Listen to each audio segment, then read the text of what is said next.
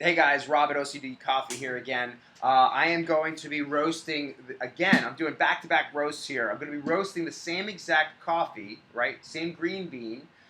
This one that I just completed was the Colombia Lojas. This was the lighter roast. This is my roast number one for the day. I'm going to show you now, I had a request for a darker roast. So I'm going to show you now what that process looks like so you can kind of see the difference, okay? So I've got my roaster preheated to 440. Right, it's been hovering for a second. I'm gonna bring it up to a preset at 4 kPa. I've got my air set to 40. It's all preset. I'm gonna show you what I did or what I'm doing in Artisan. So as you can see, I'm going to go back to my roasting background. Now, the previous one that I just did, the last roast, looked really darn good, right? Comparatively to the other one, which you see in the background here, it kind of had a couple of blips. This one was great, and that was the drop right at the end, so I'm not worried about that. I'm going to do the same exact thing. I want to follow the same notes that I took last time for this one. So I'm going to set this as my background. Got it. And again, you should check out the Artisan setup based on Artisan. I don't know if it's artisan.com. It's just their website. Follow their website. And they have a starter guide written by Michael Herbert, who did a great job writing out their how to get started, basically quick start guide using Artisan with your Yoshan roaster, with your roaster. I want to just make sure that yeah, I'm good. Okay, so I'm going to drop this coffee in. I'm going to cut the temp here. I've got my 2.5 pounds already pre-weighed out. That's for this roast. All of my Artisan markers should be exactly the same as last time. So I'm going to turn on Artisan. It's on. Let's make sure that it's reading all the temps. I'm going to preset it. Oops, I'm going to preset it. Let's let this, it kicks off at 446. That's like a safety mechanism. Bringing this up to a 4, kill it. So now it's preset at 4. My air, like I said, is set at 40. I'm going to wait for the 440 to drop to 420. Then I'm going to turn this on, the Artisan on. I mentioned there's a glitch in the system here that when I do this, if I turn this on too early, it basically tells me that I've charged the roaster earlier than I actually have. So now I'm going to turn this on. I'm going to preset my kPa to 40. Basically, I'm taking notes within Artisan. When this gets to 410, which is right now, I'm going to drop my beans in. So I'm all set to go to drop. At 400, I'm going to drop my beans. In 3, 2, 1, and drop. At the same time, I turn the heat back on, and then I'm going to charge it. And I'll show you what I just did. Basically, I just click this button for charge. This does not exist in Artisan. None of this stuff exists here for you except for this, unless you do all the preset stuff, all the stuff that I told you that they give you. So what I'm looking for now is basically my roasting curve to be exactly the same as it was last time. Got it? And this is my rate of rise. Okay? And it looks like it's trending in the same way, and I'm hoping that my turnaround, my turning point is at 275.2 and around a minute and 36 seconds. Last time it was a minute 36. Looks like this one might turn around earlier because I've got my trend line is a little higher, but we'll see. We'll see how it goes. Just gonna make sure. There we go. Good, okay. So, while you're roasting coffee, you should be drinking coffee. I think that's generally the rule. And if you're not, this is not a plastic cup. This is ceramic. Pretty cool. My buddy gave this to me and my wife for our engagement party. Okay, so when you drop and you're here, right, and you're waiting, basically it's a waiting game. The turning point really doesn't matter, except that unless you're doing the same roast over and over again, you want to make sure that you're kind of on point, right? You're on track. My turning point should be coming up very soon, and it looks like it's actually going to be way earlier. It's 2 seconds earlier, but it's 5 degrees higher, which means that my roaster was warmed up even further. My kPa is fine. It's set at 4. It's good. That's okay, right? To be 5 degrees different, it's okay. It means that some of the times might change just slightly. Got it? So this was a little bit 2 seconds faster, a 5 degrees difference at the turning point. There's a couple of different variables that are in there, like this being the second roast, not necessarily the first roast, right? Preheated oven is always more effective and efficient than an oven that just got to preheat. So now basically, like I was saying, there's really nothing to do except wait at this point, right? Be patient. You're going to be watching through the viewing eye, watching your beans go from green to yellow, which is called dry end. You should be paying attention to that. If you have artisan, it's less so important. I'll show you something actually this is how I kept all my roasting logs prior. I wrote this out. This is something that I wrote for myself before ever using artisan. Got it? And I could show you, I think on the back side of this. Yep. On the back side was some of my roasts. It was a Burundi, and then I took notes along the way. Turning point, upper temp. Basically, I was checking to see what my rate of rise was. But it's really difficult to really judge your rate of rise when you're just doing it like this, when it's in a handwritten log. Much easier when you're using artisan. Highly recommend artisan. So I should be coming up to dry end at about the 4-minute mark, right? Oh no, about the 5-minute mark, roughly. And we're only 3 minutes and 30 seconds in. I'm still very green in there, and I can show you guys. Hoping that this doesn't turn my camera off. I just want to make sure that I don't put too much pressure on that camera. I'm not sure if you can see that. Let me see here. Through the looking glass. There's a little looking glass there. It's hard to see. I apologize. My cable that I have hooked up here is just a little short. But I'll let you know, like on the side here, you can see that there's a little dial. That's my drum speed. I always set my drum speed at 65, basically. It's basically just higher than 1 revolutions per. Sorry, I'm just checking. I should be dropping my temp just in a second to a 3-4, and I am. Yeah, I'm about there. My line has disappeared, so yep, I'm about there. I'm going to drop to 3-4. That's it. That's perfect. I'm going to make a note of that. My dry end should be coming up very soon. Almost there. Yeah. Actually, I think we are there.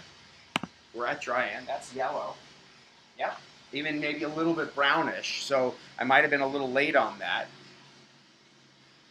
I don't know what's going on with my little thing here. My artisan is having a little hiccup, but I'm going to have to eyeball this a little bit. I'm going to drop it down to a 2.8 in a second. Right about now. Okay, something's happening with my artisan. Not the best thing you want, not the the most effective thing. I'm going to drop my 2.8 to it, and I'm going to make sure I make the note here. Okay, I'm just a half second off. I've got a little up blip on the radar on the artisan chart here, but not crazy. And now it's coming back down, so it looks like it's okay. Now the next time I'm supposed to change the temp is at roughly 6 minutes and 20 seconds or so. So I'm going to ride this out, and I should be hearing first crack. First crack on the last one was a little late, surprisingly at 390. I was surprised. So I'm thinking my first crack should happen around 382. Which has been normal for this bean, and you'll notice that some beans will be beans will crack at 375. Some beans will crack to 385. There's everything in between, but usually this is what I've noticed. Usually they crack around the same time, right? Every time. So now I'm dropping down to a 2.2, making a note of it at 2.25. Again, following the trend that I did last time, so I should be pretty good, even if I'm off by a second or so. I should be pretty good. I thought I heard an outlier crack right there. And again, there was this little up blip that happened here that I said I'm going to adjust for.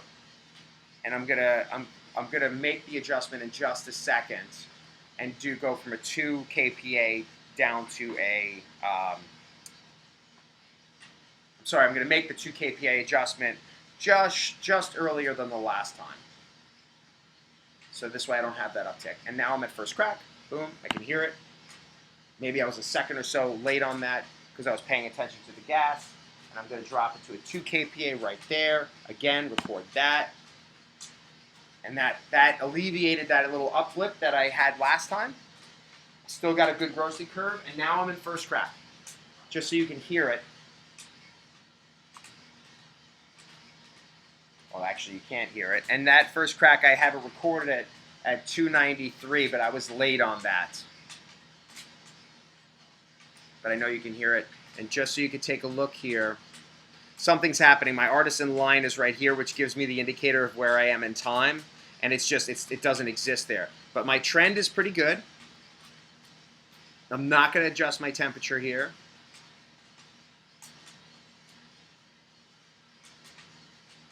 That's looking pretty good. Still got cracks happening. And right here is where I dropped it down to like a 1-2 last time. And remember, this is the one that I'm going to be trying to go to a darker roast. So I want to basically be mindful of that trend. And I don't want to. All right, we're about there on that, so I'm going to drop it. I'm going to drop it down to like a 1, basically 125 here. That should drop me in. My first crack is over.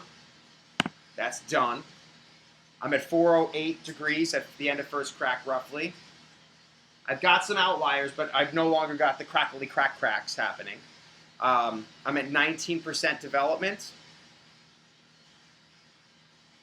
I'm going to ride this. I'm going to lower the temp again because I'm starting to plane out. Because I still want my rate of rise to kind of mellow out or drop a little bit. Then I'm going to get to about, I'm going to keep an eye on. And notice I'm not doing the trier, guys.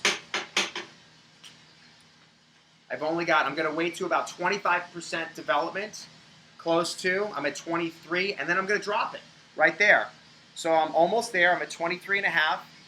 And that should put me, and I'm going to drop my temp a little bit more. And in fact, you know what? I can cut the temp here altogether and let it just ride in. Turn these guys on. I'm there. Good. And that would be, now, I pulled it at 26% development. And now, in my opinion, this would be more of a medium-ish roast. I probably could have gone a little bit longer in terms of the dark roast, and maybe that's what I'll do actually. Maybe what I'll do is so that's a true medium. I mean true light. This is definitely a true medium that I'm cooling right now, and I'll show you what that looks like.